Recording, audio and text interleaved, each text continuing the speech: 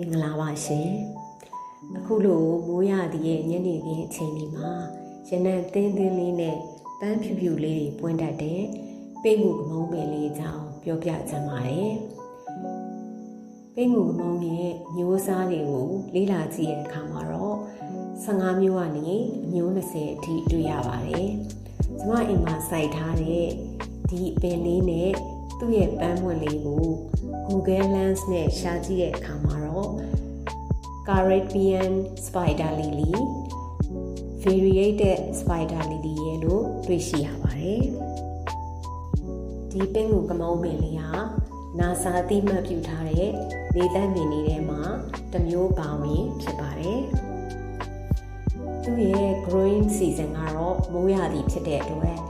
နွေနဲ့ဆောင်းရာသီတွေမှာဆိုလို့ရှိရင်အခုလိုဝေဆာဆာနဲ့လှပနေတဲ့အရွက်တွေအားလုံးမရှိတော့ပါဘူး။ကမုံတွေပင်ရဲ့ထုံးစံတိုင်းသူ့ရဲ့ဥရီချက်ရှိနေတာကြောင့်မိုးရာသီရောက်ပြီဆိုရင်တော့တာဝန်ကြီးစွာနဲ့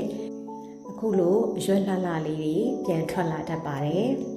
။ပန်းခိုင်တစ်ခိုင်မှာဆိုရင်အဖူး၄၅ဘူးပါတတ်ပါတယ်။အဲ့ဒီပန်းခိုင်မှာအပွင့်တပွင့်ပွင့်ပြီးပြီဆိုတဲ့အချိန်မှာကျွန်မဖျားလှူလေးရှိပါတယ်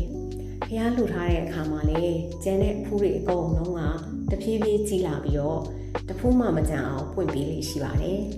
ဖျားလှူထားလို့ရှိရင်ရနံ့တင်းတင်းလေးနဲ့အရန်ကိုတက်ပယ်ပြီးတော့ချက်တည်ရှိပါတယ်ကျူးစုထိန်ထိန်ရလဲလွယ်ကူတယ်အရန်လဲခူးဆိုင်နေဖို့မလိုပါဘူးနှွေးနဲ့ဆောင်းဆိုရင်လည်းအပင်လေးအားလုံးကပျောက်သွားတာကြောင့်လုံးဝပြစ်ထားလို့ရပါတယ်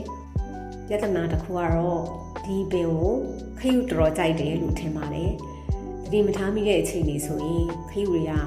အပင်ရဲ့အရွက်တွေတော်တော်များများကိုစားပြစ်တတ်ကြပါတယ်။ဒါကြောင့်မလို့ခရုရန်ကာကွယ်ထိန်းသိမ်းမှုတော့သတိရှိရမှာဖြစ်ပါတယ်။မိုးရသည့်ရဲ့ညနေခင်းတိုင်းမှာကျမရဲ့ဥယျာဉ်ငယ်လေးကို